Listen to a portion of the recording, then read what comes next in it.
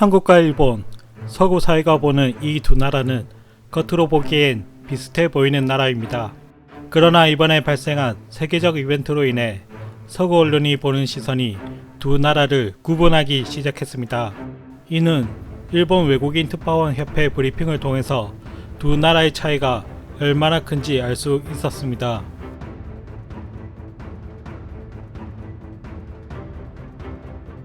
이번에 발생한 이벤트로 인해 블룸버그의 프레디 기자가 켄지 시부야 WHO 선임 고문에게 한 가지 질문을 했습니다. 한국과 일본의 대응법의 차이에 대해서 질문하고 싶습니다. 일본이 한국처럼 검사 수를 늘리는 것이 기술적으로 가능합니까? 이 질문에 켄지 시부야는 다음과 같이 답변을 합니다. 한국이 지금까지 성공할 수 있는 이유는 검사와 격리라는 기본을 따랐기 때문입니다.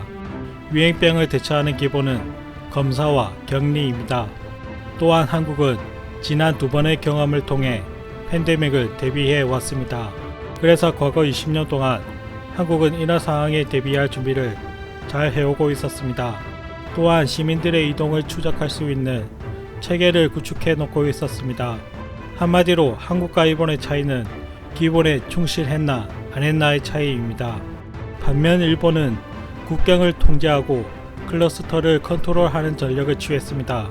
이는 주로 증상이 있는 사람을 대상으로만 했습니다. 그래서 일본은 무증상 감염자와 경증 감염자들이 대중들을 감염시키는 것을 놓쳐버리고 말았습니다. 켄지 시부야는 이어서 일본 역시 한국처럼 할 수 있다고 답하며 사람들은 부정적으로 보지만 일본의 대학과 연구실, 회사에도 많은 PCR 검사 기계가 있으며 집에서 자숙 중인 기술 인력들이 충분하기 때문에 일본도 한국처럼 급격하게 PCR 검사 수를 늘릴 수 있을 것이라 답했습니다. 이 답변을 보면 마치 일본도 한국처럼 대응을 할 수 있을 것처럼 보입니다. 하지만 첫 사태가 벌어지고 현재까지 5개월이 지나가는 동안 일본의 대응이 변하기는커녕 정체되어 있었다는 것을 한국과 세계 언론들이 지켜보고 있었습니다. 심지어 초기에는 한국의 대응 방식에 대해서 의료 붕괴를 들먹이며 비웃던 자세로 일본 방식을 자창하기도 했죠. 하지만 유럽의 국가들이 한국식 대응법을 벤치마킹하며 사태를 진정시켜 나가고 한국을 극찬하자 슬그머니 한국의 대응법을 따라하면서도 겉으로는 미국식, 유럽식 대응법을 도입했다고 말하고 있습니다. 하지만 보고 따라한 것마저 일본이라는 나라의 수준을 고려해 보았을 때 평소에 그들이 그토록 외치던 장인 정신과 꼼꼼함, 철두철미함과는 너무 다른 허술한 모습을 보였습니다.